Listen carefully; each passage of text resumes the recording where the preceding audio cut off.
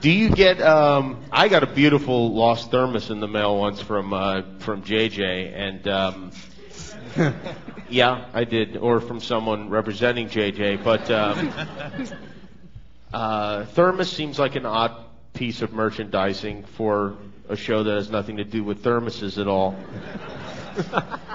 Good point. That's what sorts of things have? I got a pith helmet from you. What? I got a Jimmy Kimmel pith helmet. Right, because I go on safari every Friday. That's true. No, but have there been crazy things that you guys have been encouraged to put your brand on that you've said, no, we're not going to do this? That's actually a Brian question, I think. Yeah, Brian. I was going to pass it on to Samantha Thomas, who's in the audience. Who's all of our she doesn't have a microphone. So that's true, thankfully, because we've had some really crazy things.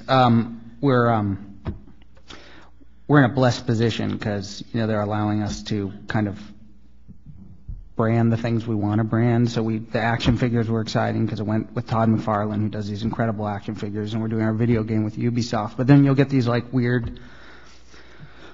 I'm trying to think of the craziest ones we've had recently. They wanted to do, if I'm not, there was coasters, I think was an interesting one that they wanted to do. I don't know who wants a lost coaster, but that was one we got a call about. I would take one. Well, we can get you one of those. Thermoses, I don't know what's wrong with that, because who can't use a thermos? I'm actually a little upset that I never got a thermos. Yeah, where are these thermoses? Yeah. There's only one, I guess. I don't know. Apparently, JJ only sent you a thermos. I don't want to start a thermos fight here. Everybody. Somebody wanted to do lost tiles, like bathroom tiles, but with like all the lost characters, and that's like a kind of a frightening bathroom to go into, I would think.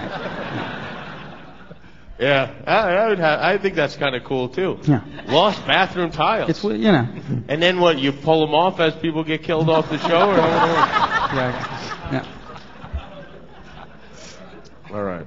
I'm not sure. How much more time do we have? No, there've been, like Dharma Food. There's been some discussions about putting out a supermarket chain has been talking about putting out Dharma Food, all those Dharma items that you see on the show. Have they really? Yeah. Are you going to do that? We're doing that, aren't we? I think we are. Sam, are we doing that? Oh. No, we're not. Because the packaging is so attractive. It's got that black and white. It seems like a bad idea, especially since none of the food ever seems to spoil, and people at home might make a mistake, and you'd have some mayonnaise poisonings, and well, then the whole empire comes crashing down. Sawyer finds some Dharma beer in an upcoming episode. Really? Wow. Nothing gets you, does it, Jim? Is that true, or is that a joke? No, that's true. That's true. Really? Geez, you'd think with all the alcohol stuff, you'd steer clear of that sort of thing. That's why there aren't any coasters. I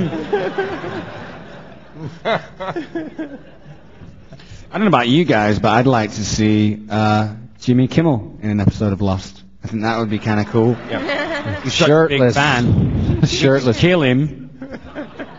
Cut him into quarters. Yeah, I'd be killed off immediately, I'm sure. Oh, DUI, Jimmy, DUI. You guys don't watch the shows together anymore? Was that there really wasn't an answer to that question. No, it's just been a little bit more difficult this year because obviously the stories have been more separate than they have been at other times, but we've had weeks where we've watched it over at Jorge's place and Daniel's place and Josh's place. I mean, it happens. It doesn't happen as much this year because of our schedules being so much more It's complicated. easier now, right? Now that there are a lot more characters on the show? I think there are probably just as many characters as there always were. I don't think there are more series regulars in season 3 than there were in season 1, but what has happened in the storytelling is there is a real separation that occurs. Back in season 1, everybody was in every episode. You might not have had a lot to do in that episode, but there was really only one locale, which was the beach, and whoever's character we were focused on, that character's flashback stories.